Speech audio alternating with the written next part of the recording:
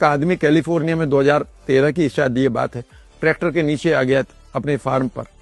1340 kilogram का wait का tractor है। ये मेरे पास अभी इसी टाइम पर किंडल में एक किताब पढ़ी है, उसमें रेफरेंस है पूरा। और वो 1340 किलोग्राम के नीचे दबा पड़ा है, मरने के कगार पर है, और उसकी दो बेटियां वहां खड़ी है, एक 13 साल की, एक 16 साल की। एक का नाम हाइना, एक का नाम हेली। और जैसे ही उन्होंने देखा कि फादर हमारे जाने वाले हैं, एंड व्हाट हैपेंड, उन दोनों बच्चों ने उस 1340 किलोग्राम के वेट को उठा दिया और अपने फादर को बचा लिया। इस काम को वो दोबारा नहीं कर सकती, और वो तब तक भी नहीं कर सकती जब तक वहां कोई और हो।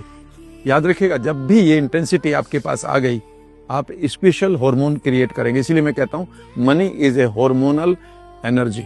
रिश्ते हार्मोनल है ना, जैसे कि आप किसी के साथ बैठते तो आपके हार्मोन रिलीज हो जाते हैं and you want to hug, ठीक है ना। और कुछ के साथ you want to just throw them away, कि नहीं दूर जाओ, क्योंकि वो हार्मोन ही नहीं आ रहे। अब रिश्ते कब टूटते? जब आपके हार्मोन रिलीज ही नहीं हो रहे उस आदमी के लिए।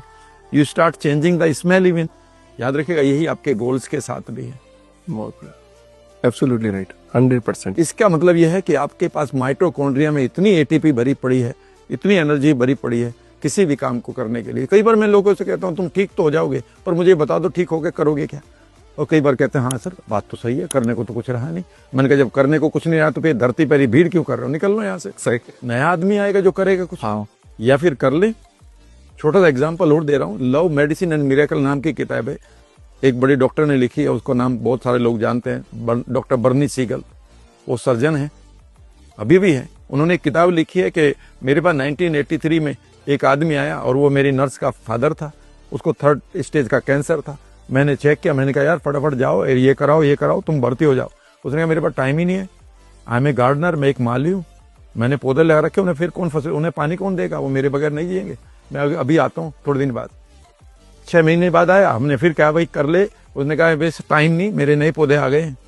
उसने कहा कि 1987 में फिर आया वो मेरे पास, और फिर भी वो कह रहा है ना मुझे कोई पेन है, ना मुझे कोई प्रॉब्लम है, अभी भी वो 3rd स्टेज का पड़ा हुआ है। वो कहता है मेरे पास टाइम ही नहीं है मरने का।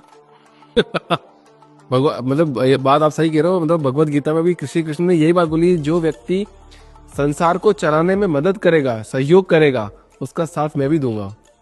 एग्जैक्टली। जो बेकार की बात सोचेगा, बेकार के काम करेगा, उसको भी निकाल दूंगा।